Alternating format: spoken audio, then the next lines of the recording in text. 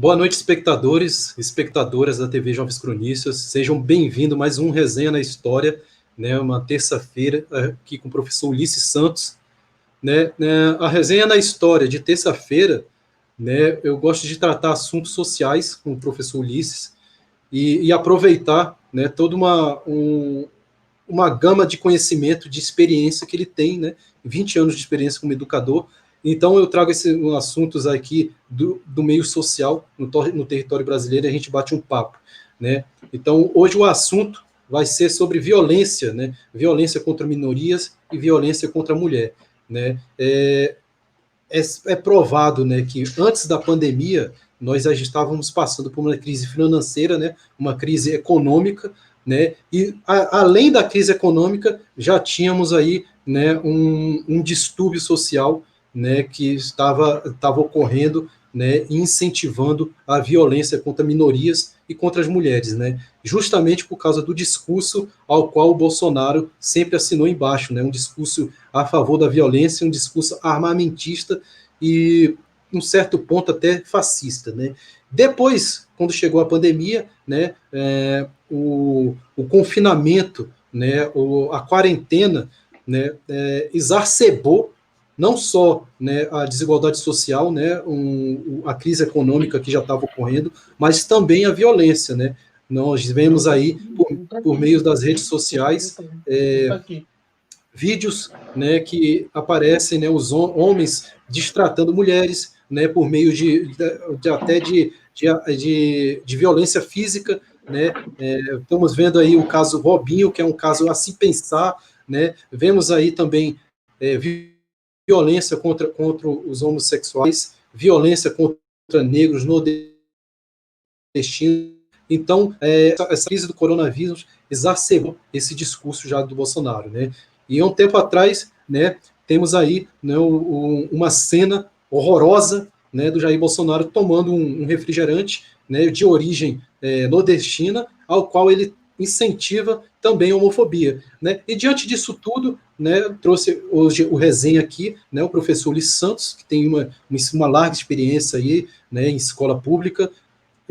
Gostaria de bater um papo com ele sobre isso, né? Sobre o que ele já viu dentro da escola, né? O que ele está vendo hoje, que eu acredito que seja algo novo, né? Diante de 20 anos de experiência que ele tem, né? Ele deve ter passado por governo de esquerda, governo de direita, mas apesar disso, acho que para ele isso é novo, é um desafio novo para o educador, e que eu gostaria de debater sobre isso com ele, e qual é a esperança e qual a tática que ele tem dentro de sala de aula, que sabemos que a educação aí pode salvar, né, esse tipo de discurso. Seja bem-vindo, professor Ulisses. Estamos começando aí mais um Resenha na História. Boa noite, Jonas. Boa noite a todos que nos acompanham em mais um episódio na Resenha na História. Cara, esse assunto, né, da violência contra a mulher, violência contra... E quando eu falo mulher, eu me refiro desde adolescente, né? Mulher até a mulher já adulta, né? É uma coisa que, lamentavelmente, no cotidiano escolar se torna presente. Uma vez que a adolescente, quando está indo para a escola, quando sai de casa e se encaminha para a escola, no trajeto da escola, já está na escola. Né? Ela vai dizer que foi agredida ou algo assim no caminho para a escola. Né? Então, e claro, dentro do ambiente escolar, dentro dos prédios, como a gente fala naquele documentário, nos muros da escola, ali também acontece. Eventualmente acontecem situações de violência, eu já vivenciei algumas, de ter que, e aqui eu não recomendo, cara, não, se tu vê dois alunos brigando, acho que não é o canal tu tentar apartar. Acho que o ideal é tu chamar alguém, chamar uma direção, chamar alguém para, sei lá, fazer alguma atitude que não. Porque às vezes tu pode sofrer uma agressão que a pessoa nem percebe que tu tá por perto. Mas assim, situações de violência contra a mulher, ou mesmo contra homossexuais em ambiente escolar, acontece, sabe? E o professor tem que saber perceber que às vezes a violência que acontece no ambiente escolar, ela não é física. Isso que é importante a gente observar. Ela não é física, ela é psicológica, ela é emocional. Por exemplo, quando a pessoa usa um termo e não outro para se referir àquela pessoa, àquela mulher ou aquele rapaz, esse termo pode agredir, pode humilhar, pode ofender, pode, pode tornar essa pessoa menor na visão de quem está falando. Então, assim, uma violência. E é um vetor de violência, a fala, né? O falar contra alguém ou de alguém sobre alguém pode ser um vetor de violência. Então, nós temos, como educadores, se ouvirmos essa fala, repreendê-la. Dizer, ó, pega leve aí, que isso que tá falando tá errado, tentar tentar consertar a situação, explicando para a pessoa que está falando, porque às vezes também a gente tem que perceber também que às vezes a pessoa fala, e isso é muito presente no nosso cotidiano escolar, às vezes o aluno fala alguma coisa de outro, ou sobre outro, sem se dar conta que aquela expressão que ele utiliza, ela é preconceituosa, sabe? Eu já reparei isso às vezes, em algumas vezes. O aluno usa uma expressão para se referir a um terceiro aluno, fala para um segundo sobre um terceiro, e aquela expressão que ele usa na fala dele é uma expressão preconceituosa, que discrimina, que humilha. Só que ele não se dá conta. Né? Tem vários perfis aí nas redes sociais que explicam as origens históricas de expressões que a gente usa no nosso cotidiano. Sabe? E às vezes a gente tem que se dar conta, tem que ler. E assim, isso para além daquele discurso de vitimismo, mimimi, não. Aí tem uma explicação, a expressão que tu utiliza no teu discurso, o termo, muitas vezes tem uma explicação histórica que se origina lá no Brasil colônia, lá no Brasil império, enfim, e que lá tu vai ver. Eu subi essa semana, tigrada, a expressão tigrada é uma expressão racista. Sabia dessa? Eu não sabia. E eu aqui, às vezes assim, entre pessoas aqui da minha família, às vezes a gente usava, não uso mais, né? Porque era o negro escravo que caminhando transportava fezes, se eu não estou enganado, de um lugar para o outro, e essas fezes escorriam pelas costas dele e eles parecia que ficava malhado que nem um tigre. E daí os caras diziam, lá vem os tigres, lá vem a tigrada. Essa expressão teria essa origem. E assim como outras tantas expressões que a gente utiliza no nosso dia a dia, que às vezes não sabe a origem dela. Então, é importante as pessoas buscarem essa origem para perceber que às vezes estão usando expressões racistas, muitas vezes sem saber. Eu costumo assim dizer, né, Ulisses, que nós, né, nós inserido aqui no território brasileiro, já nascemos, né, já nascemos com uma cultura já viciada, né, em preconceitos, em racismos, né.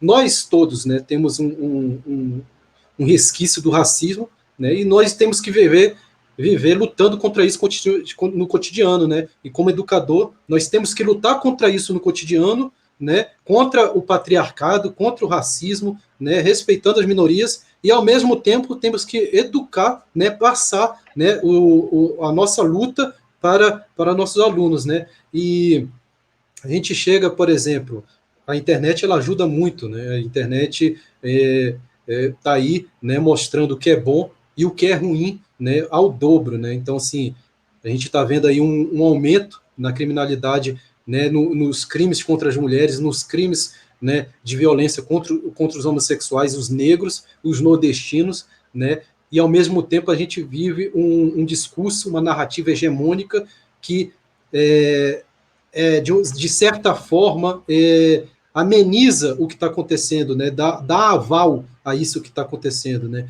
e isso é prejudicial para o jovem que vê, o jovem vê ali a mulher apanhando, um vídeo de uma mulher apanhando, e ver o presidente da República, né, incentivando, né, chamando a sua própria filha de uma fraquejada, né, e se dizendo que a mulher, incentivando ali essa cultura patriarcal que já vem enraizada com a gente, né. E a gente chega num ponto de que nós, educadores, devemos fazer alguma coisa, né. A gente viveu né, um período aí de internet daquela baleia azul, não sei se tu se lembra, ao qual fazia Sim, lembro. a cabeça dos adolescentes entrar no mundo e num jogo, né, e no final o adolescente chegar e se automutilar e até chegar a se suicidar. A gente vive isso, né, em incentivo à violência contra as minorias e contra as mulheres, né? Essa, sabe, Jonas, essa questão desses jogos, assim, eu sou de uma geração, vou aqui entregar minha idade, mas eu sou da geração fliperama, tá? No fliperama, tu vivenciava várias situações, tu jogava vários tipos de jogos dos mais violentos possíveis.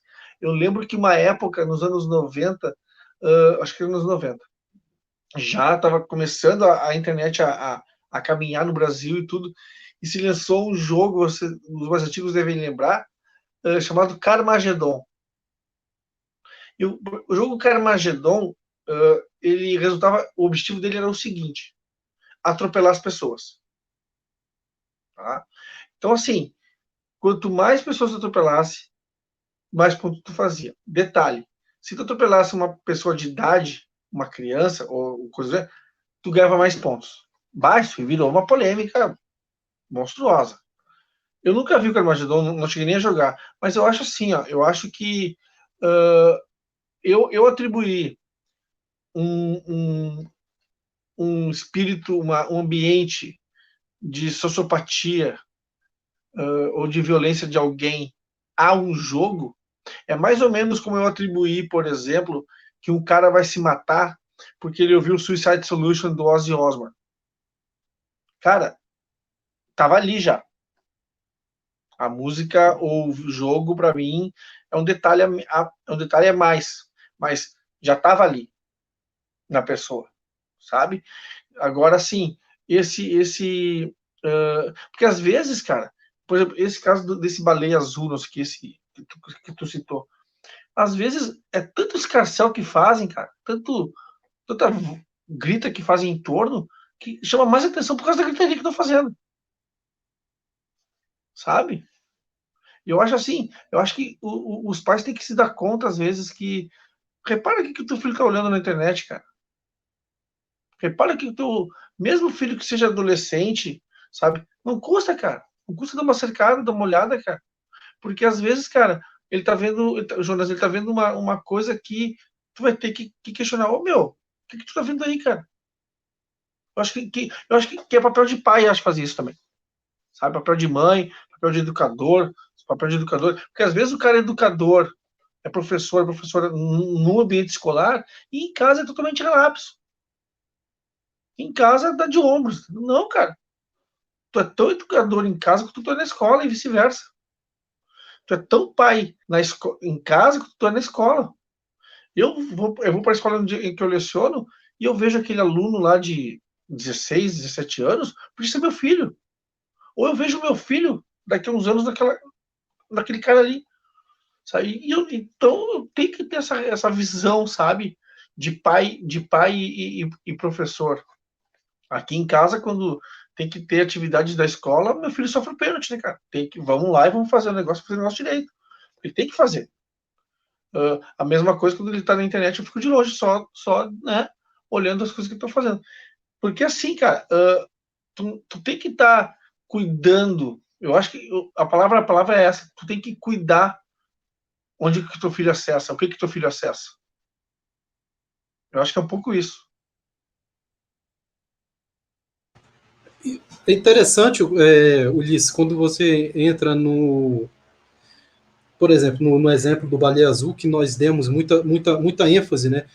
É importante, né, que tu já citou isso no programa aí, no Conexão, numa live, né, sobre o caso do Bolsonaro, né, ter inserido aquela frase lá infeliz sobre o refrigerante e a mídia pegar e dar muita ênfase, né, a isso, ao invés de chegar, não, pô, esse cara é um babaca, né, um otário, e vamos incentivar a educação, né, vamos mostrar o que a educação está fazendo de bom para os jovens, né, em vez de estar dando ênfase a isso, ao jovem ver aquilo, pô, o cara é bacana, olha só, miliciano é legal ser descontraído, pô, é legal, ó, chamar os outros de viado, tal, não sei o que e tal, refrigerante rosa, não vou beber mais, né? Porque a mídia está mostrando, a Rede Globo está mostrando no Jornal Nacional isso aqui, ao invés da mídia mostrar, tudo bem, mostre, mas condenar, né? Ou seja, não mostrar isso como uma notícia que vá de causar muito espanto, que acaba dando ibope para isso, né? E deu ibope até, Eu acho, inclusive, refrigerante, né? eu vejo isso, Jonas, como uma coisa que eu nomino, que eu dou o nome de teoria do exemplo. O que é teoria do exemplo? Vou contar uma historinha rápida aqui, depois eu entro nessa questão do Bolsonaro. Como tu disse, já leciono há quase 20 anos, eu leciono há 18 anos já. E todo ano tem lá, 15 de outubro, não sei o que, e os alunos comentam lá, botam na minha página lá, que bom, adorei ser seu aluno, o senhor é legal, o senhor é bacana, não sei o que, melhor aula, não sei o que, sabe? Sempre aqueles comentários que a gente conhece. Tá? Um dia, cara, eu tô vendo num desses anos que passou, uma aluna comentou assim, comentando que fez um comentário sobre a minha pessoa em sala de aula e disse que uma das coisas mais legais que ela ouviu na vida dela e que mudou a vida dela, olha só o peso, foi uma coisa que eu disse para ela em aula, que ela assim, eu nem lembro que aula que o senhor dava para mim, sério, história, não me lembro, mas uma coisa que o senhor falou sobre a vida, olha só, cara, olha a importância que é, mudou a minha vida, ela falou. Que eu falei, não lembro o que eu falei de se lutar, né? E aquilo lá, ela levou aquilo para a vida dela. Mas uma coisa que fora de conteúdista, entendeu? Então, cara, eu acho, Jonas, que a gente tem que pensar muito no exemplo que nós somos ali na frente da sala de aula. Ou na sala de aula, ou durante a aula. Independente de ser na frente ou atrás. Porque assim, ó, é o que eu chamo de teoria do exemplo. O aluno que está me assistindo, que está me vendo, ele me tem como exemplo. Claro, não literal, não assim, a régua reta, sabe? Mas ele, o professor, o professor, sabe? A professora, não sei o quê. Então, tu não é qualquer pessoa que está ali na frente, é alguém com uma seriedade e um compromisso em servir de exemplo, mesmo que não queira.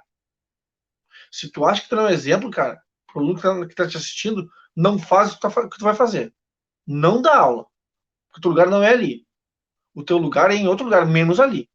Tem que perceber que pro aluno, seja aluno de quinto ano, ou faculdade, ou onde quer que seja, tu é exemplo. Tu é exemplo. E aí entra a questão do Bolsonaro. O Bolsonaro serve como exemplo também.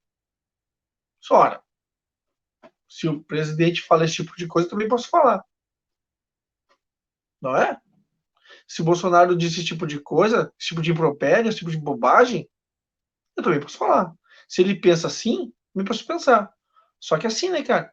Cabe a nós, os educadores, sérios, dizer que não, o que ele está pensando, mesmo que seja óbvio que o que ele está falando seja preconceituoso, discriminatório, homofóbico, racista, etc. Nós temos que dizer. Só que, eu vou repetir aqui o que eu já falei uma vez, numa outra live que aconteceu essa semana. Nós não podemos dar cartaz para esse tipo de discurso. Nós podemos falar desse tipo de discurso sem citá-lo. Por exemplo, eu não vou citar o Jonas, se o Jonas é um racista, é um nazista, é um neonazista, eu não vou falar do Jonas e citar o neonazismo dele. Eu vou dizer que tem pessoas que são neonazistas que estão fazendo assim e não podemos fazer tal coisa. Eu não posso dar propaganda, não posso propagandear o cara. É isso que eu defendo. É uma outra abordagem, porque é que nem assim, Jonas, ó, eu faço um tweet lá homofóbico, tá? E eu publico. O que acontece? Tu que me segue para ver o que eu escrevo, por exemplo, e vê que o meu tweet é homofóbico, o que tu faz? Tu retuita. Todas as pessoas da tua rede retweetam. O que vai acontecer? Toda rede que me odeia vai me retweetar. Pronto. Consegui o que eu queria. Até os caras que me odeiam me retweetam. E tá errado. Quem odeia tem que, sabe, cortar. Não pode dar margem, não pode dar propaganda para esse tipo de discurso, porque tu não gosta, tu não concorda com as ideias do cara. Tá entendendo? Tu não pode botar o discurso, a narrativa do cara no meio da tua rede. Porque tu vai só, vai ver, pô, teve engajamento até na rede dos caras que me defenestram. E quem defenestra, e quem não gosta, não tem que repercutir, que compartilhar uma fala preconceituosa ou racista. Entendeu? É disso que eu tô falando. E a gente tem que entender isso. Temos que combater esse discurso racista e homofóbico dessa maneira.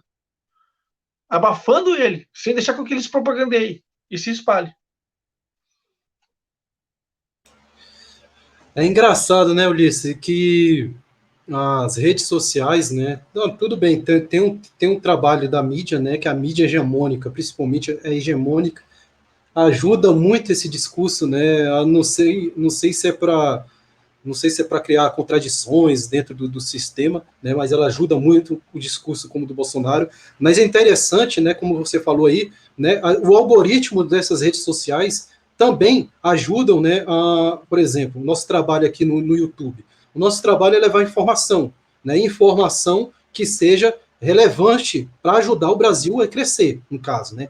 E a gente estava agora há pouco, nós estávamos aqui discutindo, né, nos bastidores, qual tipo de informação nós devemos levar, né? Inclusive, se a gente citou aqui, dependendo de determinada informação que seja para desagradar, para desunir, para desinformar, isso gera views, né? Então isso ajuda o YouTube, o algoritmo do YouTube vai gerar views para a gente, gera inscritos, né? E talvez a gente fazendo um bom trabalho, um trabalho de informação, né? De notícias sem distribuir fake news, a gente não tenha tanto como o Cláudio fala, essa carinho, né, do algoritmo do YouTube, né? Então, assim, a gente vê que as redes sociais, elas são programadas pelos algoritmos a gerar desinformação, gerar violência e gerar uma certa desunião, né, dentro de determinada sociedade. Então, eu acho que é uma luta em dobro, né, para a educação nesse caso, né, Ulisses? Na realidade, assim, né, Jonas? A luta, o cenário para a educação é dos mais inglórios, né? A gente tem que, como educador, tem que visualizar um cenário que ele é distópico e ele é híbrido, né? Ele sempre foi híbrido. Por que ele sempre foi híbrido? Porque o aluno tem uma realidade física, que é te olhando na sala de aula, no entanto, ele tem o celular na frente dele.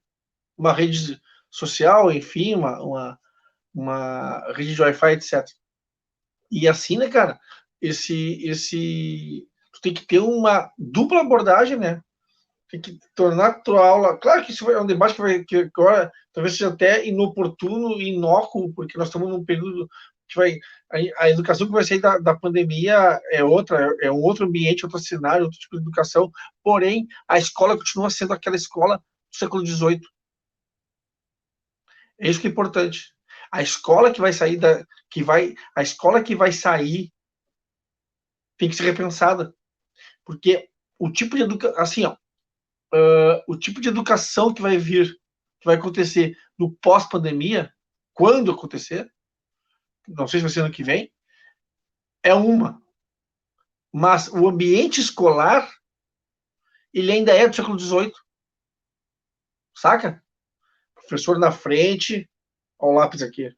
Mais século XVIII que isso é impossível. O lápis na frente, as cadeiras, uma atrás da outra, um ali no núcleo do outro. Totalmente século XVIII, né, cara? XIX, né? XVIII, sei lá. Revolução Industrial, inclusive. Então, assim, porém, o que nós vamos ter que criar é uma nova forma de educação dentro desse ambiente do século XVIII. É esse o grande desafio que nós temos que enfrentar agora, quando as coisas, aspas, voltarem a uma suposta normalidade, que eu não sei nem se vai voltar, porque assim, ó, tu tem que também entender que os alunos, por exemplo, de escolas públicas, especialmente, o setor público ele vai ter que estruturar essas escolas e dar a escolas, eu estou sendo utópico aqui, tá? As escolas com a condição de dar aos alunos o acesso a uma rede virtual de qualidade. Agora, nesse cenário também, a gente vai ter que saber abordar, entender, interpretar a violência que ocorre nas escolas. Eu vou citar aqui um documentário que eu tenho aqui, que o pessoal deve, não sei se o pessoal conhece, se não conhecem, vai atrás, porque eu sugiro que é um documentário brasileiro, inclusive, sobre educação, que se chama Pro Dia Nascer Feliz. Ele é do diretor João Jardim. Ele mostra a realidade em várias escolas no Brasil, tá? É uma escola pública no Nordeste, eu não me lembro onde, deixa eu ver se mostra aqui onde que é. Uma em Pernambuco, uma em São Paulo, e Pernambuco, São Paulo e Rio de Janeiro, tá? São Paulo é uma escola particular. Primeiro, assim, a realidade social das escolas é super distinta. No Rio é uma escola municipal, se eu não me engano, é estadual. E em Pernambuco é uma escola municipal. São realidades sociais totalmente distintas. A própria forma de ver o mundo das crianças, dos adolescentes que estão no documentário, também é distinta. E, por exemplo, e aí, então tu tem situações de violência na escola particular que aparece em São Paulo, a violência que a guria sofre é de, não, é de, por exemplo, não ter namorado e viver estudando, só saber de estudar. E preocupada com o futuro dela porque ela só estuda, ela não tem namorado. Olha só. E aí a guria chega a chorar. Na outra escola que aparece, é uma situação de violência física. De uma guria esfaquear a outra.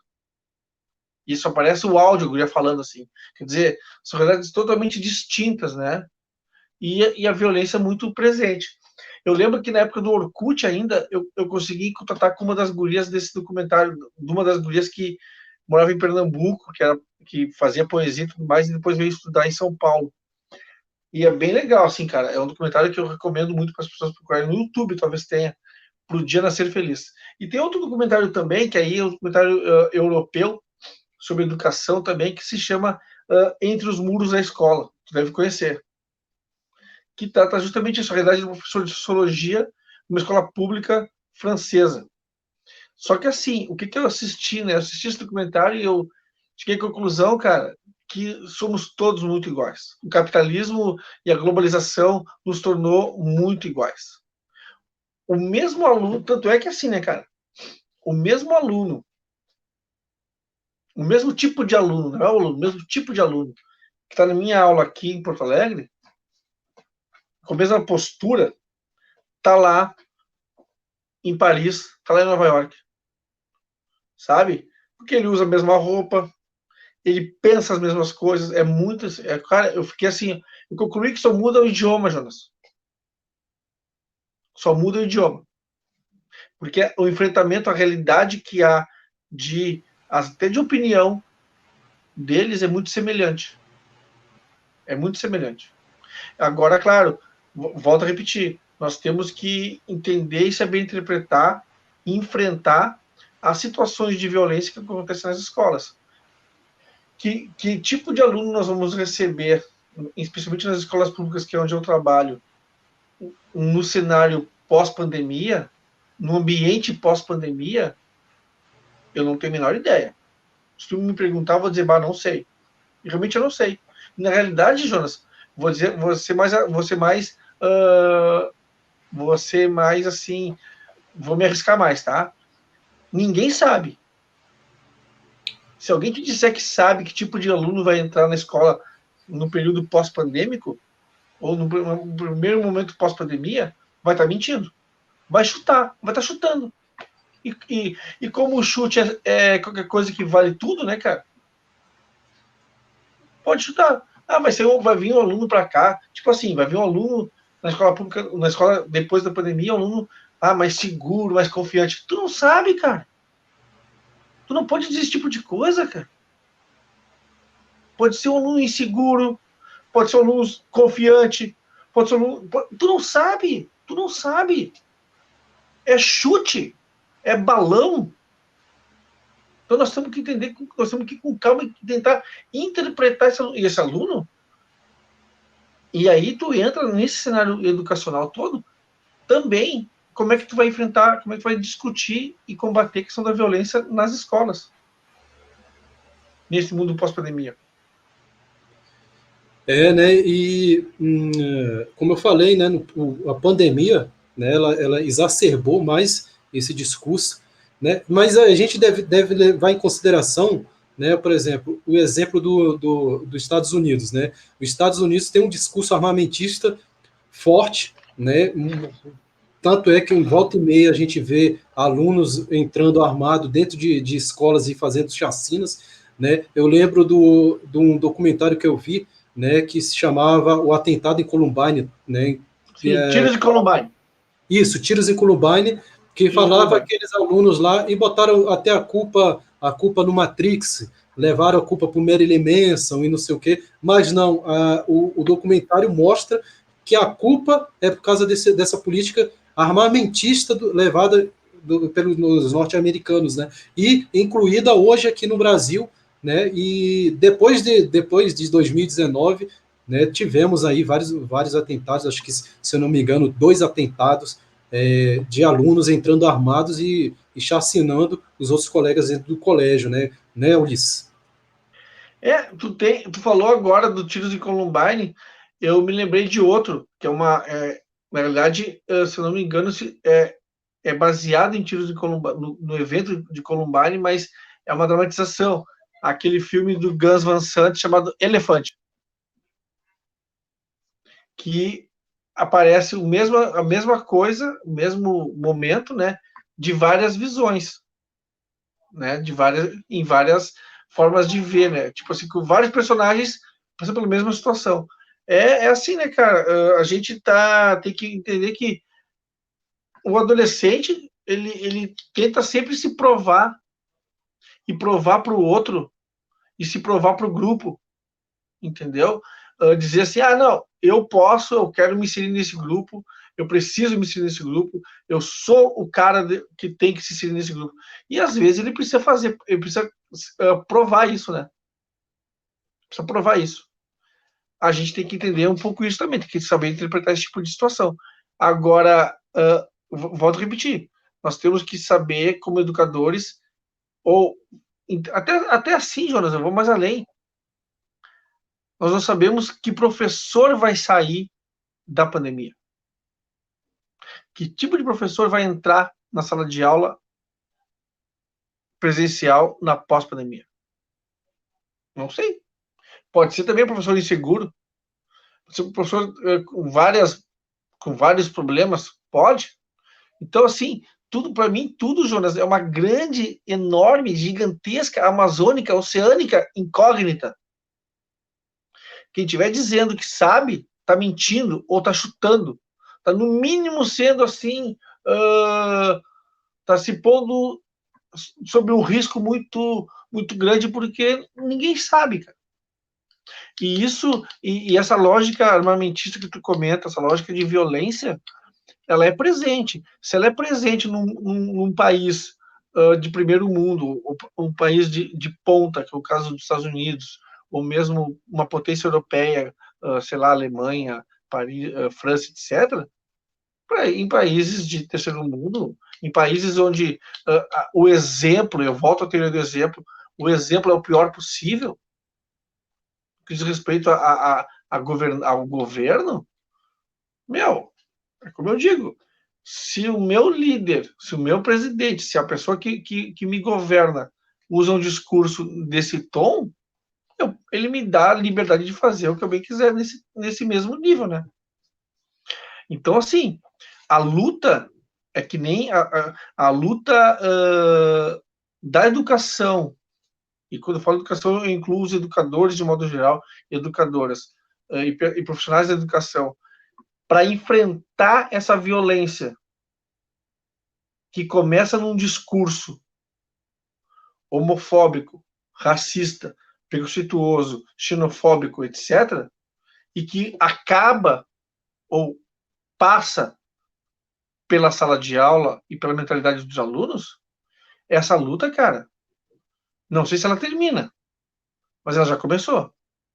E nós temos que enfrentar essa luta dizendo assim, olha, isso não é coisa para durar uma semana ou duas. Isso é para durar meses, ou mais ainda. Meses e mais meses. Porque nós temos que saber que quando eu ligo a televisão, quando eu acesso a internet, quando eu recebo um WhatsApp, quando eu recebo uma mensagem, e se eu clico e leio essa mensagem, o conteúdo dessa mensagem vai me impregnar. Se eu, assim, ó, vou dar um exemplo, tá? Sabe aquele filme Outra História Americana? Conhece? Pois é, esse filme Outra História Americana é sobre o neonazismo nos Estados Unidos. Eu posso ver esse filme e ter a minha interpretação de que aquilo é prejudicial. O cara, outra pessoa pode assistir e dizer que bacana, que legal, vou seguir em frente. Tá entendendo? É que nem a onda, por exemplo, mesma coisa. Quer dizer, eu tenho que saber que a mensagem que eu estou recebendo, eu tenho que ter um filtro certo para entender ela, interpretar ela. Eu não posso, às vezes, se usar como exemplo, vai dar problema sério. E se eu pego um líder, um presidente que tem um discurso homofóbico, racista, sabe? Isso pode servir de apoio para quem quer. Isso pode servir, como tu disse, de gatilho para a pessoa botar as coisas na rua. E aí já viu, né? Não é por acaso, Jonas. O aumento da violência não é por acaso. É a boa velha teoria do exemplo. Tu tem um estímulo. Tu tem um estímulo. Ah, eu não imaginei que ele fosse pensar assim. Bom, mas então não fala. Sabe? É, é isso mesmo. E tu citou, né, o caso dos professores, né? Devemos levar em consideração que o professor, apesar de estar nessa luta, na linha de frente, né, do pós-pandemia, né, e tentar melhorar, né, o lado social, né, que está se exacerbando aí de um ponto indo para um ponto negativo, né, é importante ressaltar que o professor também recebe violência, né, do Estado, né, social, né, e aqui eu já deixo até meu manifesto, né, o professor, saindo um pouco do território brasileiro, o professor francês que morreu, né, decapitado, né, justamente por causa de um discurso de ódio extremista, né, porque ele estava dando uma aula de liberdade de expressão e mostrou uma das charges que não tinha nada a ver, não fez crítica nenhuma, só mostrou uma das charges mostrando um caso que ocorreu de terrorismo, né, o Samuel Paty, que morreu lá na França decapitado por causa desses discursos de ódio, né. Então, assim, o professor também recebe violência, né, o professor recebe violência do Estado e recebe também violência por parte dos alunos, e é uma realidade brasileira, uma realidade vivida no Brasil, né, na educação, e numa educação que estamos vivendo em desconstrução, né, estão destruindo o nosso patrono da educação, né, estão destruindo os meios de comunicação que passam a educação, né, que é o TV Escola, que de vez em quando mostrava, né, debates como esse que nós estamos tendo agora, e agora está passando por um processo de desconstrução, né, de falência, né, e a imagem do nosso patrono, que é o Paulo Freire, sendo também desconstruída. Então é uma situação caótica em que os professores ficam ali sozinhos e são os verdadeiros heróis, né? Não é o professor é o herói da educação e um herói da segurança pública, né? Também devemos levar isso em consideração, né? É porque se tu. É aquele velho ditado, né? Que todo mundo sempre já ouviu, alguma vez na vida ouviu. Se tu constrói escola. Quanto mais escolas tu construir, menos presídios vão ser necessários, né? Ou seja, se tu valorizar mais a educação, e eu sempre digo, eu não canso de dizer o que eu vou dizer agora, é um trabalho de formiguinha, é um trabalho que começa lá na pré-escola, lá, aí vem, e é o pai em casa dando exemplo, é o professor na quarta, quinta série dando exemplo, sabe? Eu vou repetir, é o exemplo. Se tu tá na frente de um grupo de alunos, aquilo que tu fala, não necessariamente conteudista, aquilo que tu fala, A forma como tu é reflete na forma que aquela pessoa vai ser. Aquilo que tu fala, esse aluno guarda para ele. Eu uso um projeto desde 2004, há 15 anos já, que eu chamo Seminário de Cinema. Eu disponibilizo para eles uma série de filmes em várias plataformas.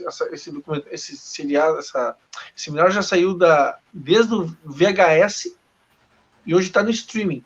Passou por várias formas. E aí o que aconteceu? Eu disponibilizava títulos para eles que eles jamais veriam em situação normal de temperatura e pressão. Por exemplo, um aluno meu ficou abismado, maravilhado, ao ver aquele filme do Robin Williams, que ele faz o professor. Me fugiu o nome agora. Sociedade dos Poetas Mortos. Esse mesmo. O guri ficou apaixonado pelo filme. Ficou, professor, esse filme mudou minha vida. Esse filme, sabe? O guri se impressionou com o filme. Outra coisa então, quer dizer, é uma forma de agir, cara, que não necessariamente tem a ver com o conteúdo da disciplina no momento, mas é um espaço lúdico na sala de aula. E eles se impressionam. Uma outra coisa que eu faço também é seminário de música. No seminário de música, antes eu dava para eles uma lista de músicas ou de bandas. Agora eu deixo eles virem com música deles. Para eles mostrarem que música que eles estão ouvindo e de onde a mensagem dessa música. Cara, vem cada história linda, velho. Linda de morrer.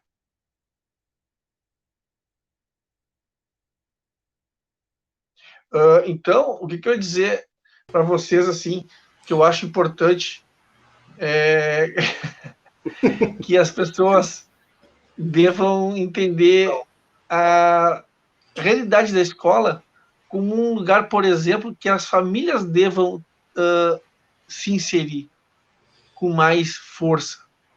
O papel do pai é fundamental, o papel da mãe, o papel da família, porque às vezes, né, cara, a gente sabe, família é grupo que envolve amor, seja o grupo que for. A verdade é essa. Família envolve amor, sabe? Duas pessoas que se gostam e moram juntas é família, certo? Então, a partir daí, cara, tu tem que ter essa família inserida no ambiente escolar e participativa do ambiente escolar. E se não for assim, cara, o trabalho do professor vai ser muito mais árduo, porque se o professor tem na família uma parceria positiva, fica muito mais fácil de trabalhar. Fica muito mais tranquilo de trabalhar. É isso mesmo. Nós debatemos aqui o problema de educação, né? O problema, os desafios do professor pós-pandemia, mas é necessário, como você falou, é necessário o pai e a mãe também tá debatendo em casa, né, os desafios que o aluno vai enfrentar, né, dentro da escola, o saber, né, tratar o professor, né, saber tratar o professor com educação, né, como uma pessoa que está lá para ajudar e não para prejudicar, né? E saber também o pai e a mãe tem que saber ver que filho é aquele como é que é o filho dele. Perguntar para ele como é que está a sala de aula, como é que tá, sabe? Se inteirar da vivência escolar do filho dele e da filha dele. De repente, poder visitar a escola, não ir só na escola quando, alguns nem isso fazem, mas quando vão buscar o boletim ou buscar o aproveitamento, sabe? Não, vai lá num outro momento, vai lá num ambiente fora do momento obrigatório, vai sabe, para conhecer, sabe? Eu acho que é isso. Se tu tem uma família parceira da escola, do professor, fica muito mais fácil trabalhar. Tá? Agora tem uma coisa, né? Tem uma coisa. Tu tem muitos casos bem diferentes. Tu tem aquele aluno que tu vê que tem algum tipo de problema em casa e o aluno ele reflete isso, né? Ele é um reflexo, quase uma repetição daquela família desestruturada. Ou tu tem também um aluno que tem lá alguns tipos de problema, mas que a família, por outro lado, é encaixadinha. Mas ele tem uma situação que tem que ser trabalhada, tem que ser discutida e analisada, sabe? Então, assim, não necessariamente, muitas vezes não necessariamente, aquele aluno ele reflete o ambiente da casa dele. Mas é bom tu conhecer os pais e conversar e ter um bom trato com os pais e ver como é que a coisa funciona, entendeu? Porque às vezes acontece, né? É isso. E a gente entra também na crise da pandemia, né? Nós vemos aí, observamos que a pandemia tem prejudicado principalmente, né, mães, né, que vivem, né, com seus filhos aí sem os pais, né? Então, muitas vezes elas têm que trabalhar e ao mesmo tempo o filho não está podendo ir para a escola para não se infectar, né? Tá mantendo a quarentena e ela tem que trabalhar e ao mesmo tempo observar o filho, né? E agora ela vai ter que observar o filho no pós-pandemia, né, dentro das escolas, né, e ao mesmo tempo trabalhar e sustentar uma crise econômica que está por vir. Então, a situação é uma situação bem caótica mesmo, uma situação que tem que ser debatida, né, não só por nós professores e educadores, mas como os políticos, né. Nós estamos vivendo um período de eleição, né, então é importantíssimo, né, que os novos políticos que estão por vir tenham essa visão de horizonte que está por vir, né, que não é nada bom nem para a educação e nem para a nossa vida social e econômica e até mesmo política, né, Ulisses? É verdade. Concordo plenamente contigo. Então, pessoal, esse foi mais uma edição do Resenha na História, né, trazendo aqui o cotidiano de um professor aí que tem experiência na área da escola pública. Então, nosso Resenha na História hoje foi sobre violência, né, o crescimento da violência, o que devemos fazer como educador, né, e nós concluímos aqui que devemos nos unir, né, não só nós, os educadores, mas as famílias desses jovens, né, para cuidar, né, do nosso futuro, do futuro que está por vir aí, que os jovens são o nosso futuro, são o futuro do Brasil, né? É eles que cuidam do nosso meio ambiente e é eles que vão dar um Brasil melhor para nós, né? Ulisses, deixo as conclusões aí com você. Não, como eu dizia e como tu bem disse agora há pouco, eu acredito que um ambiente escolar, uma escola que a família interage, participa e conhece e se relaciona bem com os professores da turma do aluno, do filho ou da filha, a forma com que o professor vai se relacionar com a turma, o trabalho do professor fica facilitado, porque ele tem uma relação muito íntima com aquela família, com aqueles pais. Não é de ficar ligando, mas é de saber que, por exemplo, o pai que ele precisar, quando ele precisar, o pai vai fazer um contato, que o filho vai passar o contato, sabe? Que fazer essa ponte fundamental e esse contato, essa interação família, professor, família, escola é primordial e ela é necessária e ela é, muitas vezes, vou dizer, urgente. É isso mesmo. A direção, né, da escola tem que estar inserida no ambiente social do aluno fora da escola. Isso é importantíssimo, né, ainda mais agora no pós-pandemia. Obrigado, Ulisses, pela participação e obrigado a todos aí, os espectadores que estão participando, né? Como sempre, eu aviso que o Resenha na História é gravado, então não tem como eu conversar com ninguém aí do chat, mas eu agradeço a presença de todo mundo, peço like e peço inscrição e até a próxima resenha. Obrigado, Ulisses, e até a próxima.